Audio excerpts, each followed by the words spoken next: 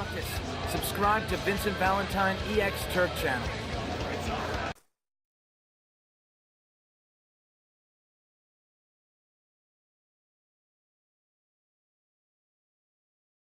What's up, guys? King and I, Vincent Valentine EX Turk, and I'm here with another Final Fantasy discussion, the topic of discussion, and that is the we're going to be talking about the connection to Final Fantasy 1 and Final Fantasy 9, because it is apparent that those games have to be connected, because they have some of the same elements and themes. That's how you can tell when a Final Fantasy game is connected, is when they have elements and themes. Just like if anything that mentions Fal'Cie or l'Cie, then it's part of the Fabula Crystallis Novia, for an example.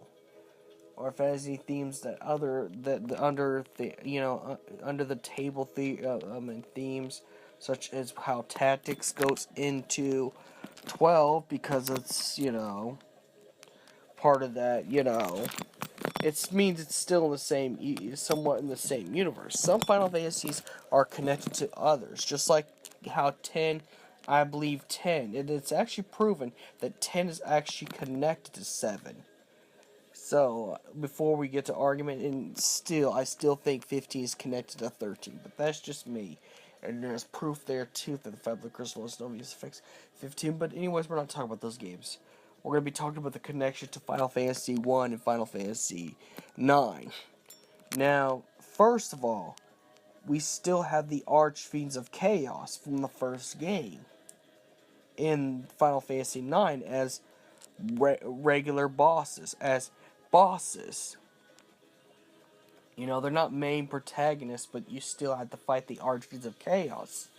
And as well as Garland's Alive. Now, each Final Fantasy game is going to have at least any end version of Garland or Chaos in any Final Fantasy game. But the fact that the version on this game is just Garland, a much older version of Garland.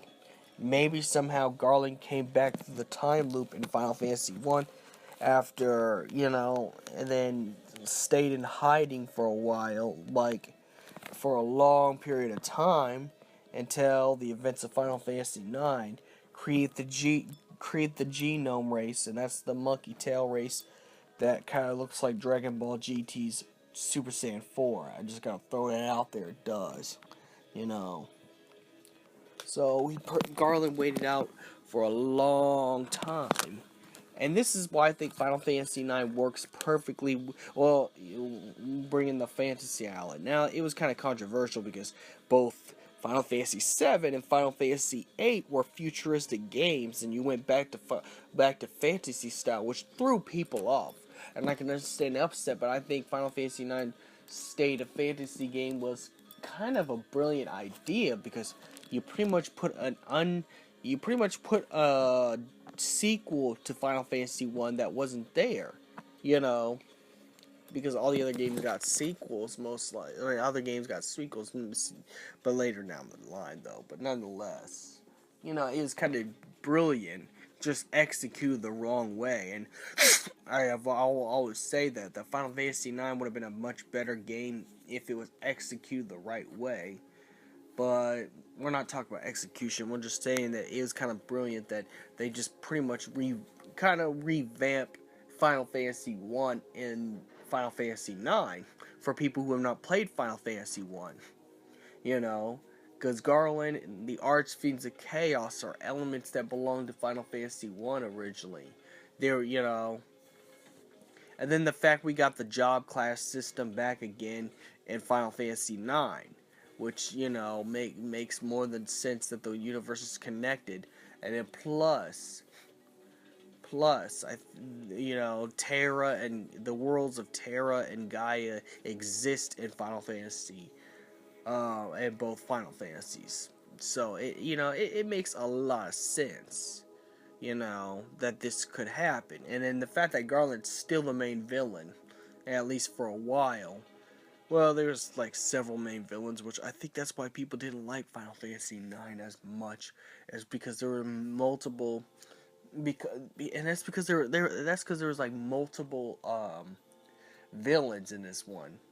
It's kind of like a superhero movie when people complain that there's too many villains in one. If you think of the Amazing Spider-Man 2, you know, that's kind of what Final Fantasy 9 was for, Final Fantasy, because, I mean, let's be honest, you bought a lot of big villains. The Queen Barney was one villain.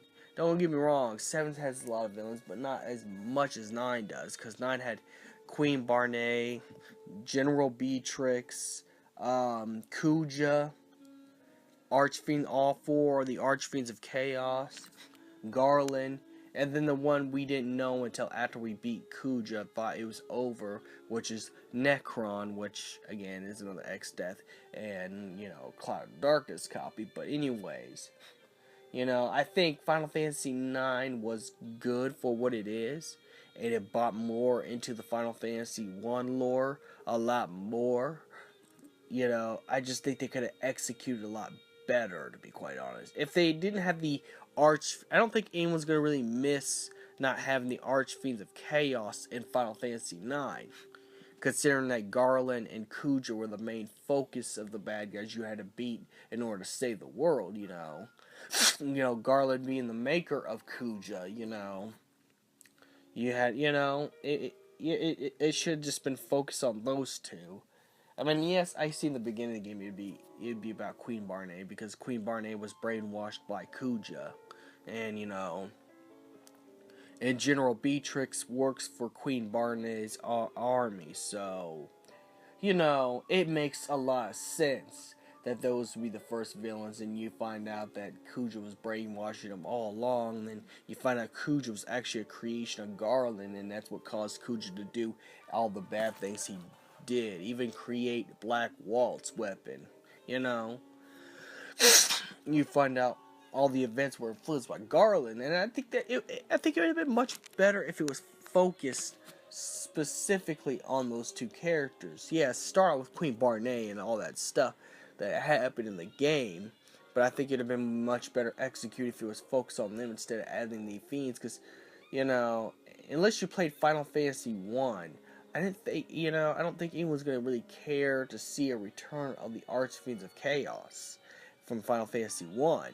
Even the Final Fantasy 4 version of the Archfiends of Chaos is more iconic than the original Archfiends of Chaos, but that's just me. I think it would have been just better if it was just Garland doing all this bad stuff, Kuja creation, Kuja brainwashes, the Alexandria Kingdom, has bombed and attacked the Alexandrian Kingdom, if it was just stayed what it should have been. Not to say that, the Archfiends of Chaos aren't good villains. They are very good villains. But I think it would have been a lot better if they would have just kept them out of the game. But that's just me right there. But that's more than enough proof that they're connected.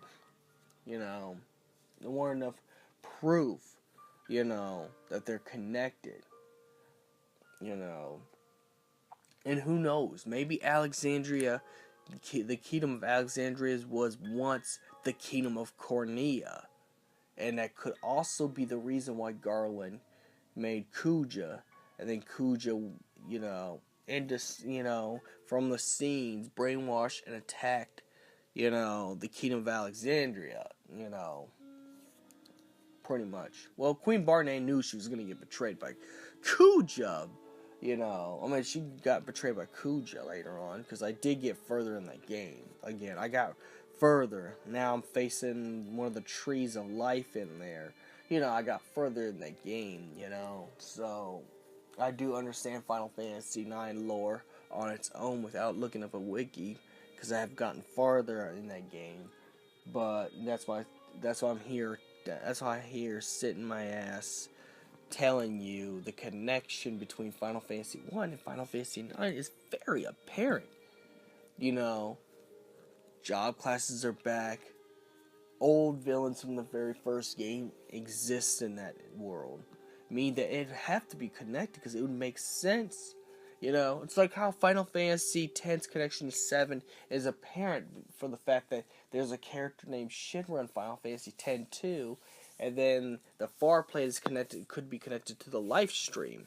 You know, so that's how I think 10 and 7 were connected. So that's why I think that Final Fantasy 1 is directly connected to Final Fantasy 9 because you got the Archfiends of Chaos, you got Garland as a main villain again. Even though he doesn't turn to chaos, he's still the reason why things went the way they are. And matter of fact, I think Necron's awakening happened because of Garland's actions, and so Garland is still, and then you got the job class systems back again, and stuff like that in Final Fantasy 9, and it's possible that once was Kingdom of Cornea was either the Kingdom of Alexandria or those one plains, those rainy plains that you see Kuja for the first time at. That's why I think it's possible one of those two locations could have been the Kingdom of Cornea at one point. But, something happened. And maybe it's the plains. Maybe it is the rainy plains. Well, I forgot what it was called, but it looks like it a little bit. And not only that, some of the places do look like Final Fantasy 1 locations. Even though I haven't got that far in Final Fantasy 1. But the big clue that makes them connected is Garland, the Archfiends of Chaos. And